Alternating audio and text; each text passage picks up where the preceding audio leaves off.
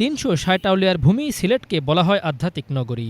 এই অঞ্চলে রয়েছে সেই আউলিয়াদের অসংখ্য স্মৃতিবিজড়িত স্থাপনা আর ঐতিহাসিক নানা নিদর্শন। এমনই এক নিদর্শন যা সিলেটবাসীর অনেকের কাছে এখনও অজানা। সিলেট নগরের নায়রপুল পয়েন্টের পাশেই প্রায় ৭০০ বছর ধরে ঐতিহ্যের স্মারক হিসেবে দাঁড়িয়ে আছে এক ইটের মসজিদ। সিলেট বিজয়ের পর ইবাদতবন্দেগীর জন্য ওই এক ইটের মসজিদ নির্মাণ করেন হজরত শাহজালাল রহমাতুল্লাহ আলাই। ৭০০ বছরের পুরনো হলেও এই মসজিদ সম্পর্কে সিলেটবাসীর নেই তেমন কোনো ধারণা। প্রচারণার অভাব থাকায় আজ লোকচক্ষুর আড়ালে ওই মসজিদটি।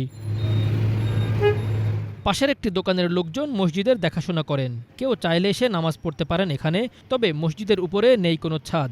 দায়িত্বশীল লোক না থাকায় নিয়মমাফিক ৫ ওয়াক্ত আজানও হয় না এখানে। এক ইটের মসজিদ এখানে একটা আছে জানি, কিন্তু আগে টিনসেট ছিল, এখন পাকা হয়েছে। এই পর্যন্ত আমার জানা আছে। নামাজ পড়ার পরে যখন এখানে জায়গা হচ্ছে না, বিশাল একজন দরকার প্রথম তারপরে ওখানে বিশাল জায়গা হয়েছে, এখানে হয়েছে।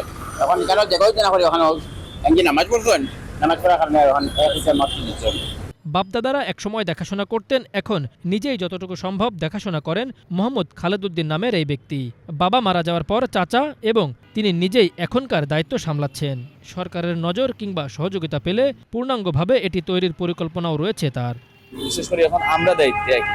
আমার আব্বা আসলাম, আমার আব্বা মারা গেছেন ১.৫ বছর হয়েছে। এখন আমার চাচা আছেন, চাচা দায়িত্বে। ইভেন্ট পাশাপাশি আমিও কাজ করলাম তার লোকে আর কি, আমার চাচার লোকে।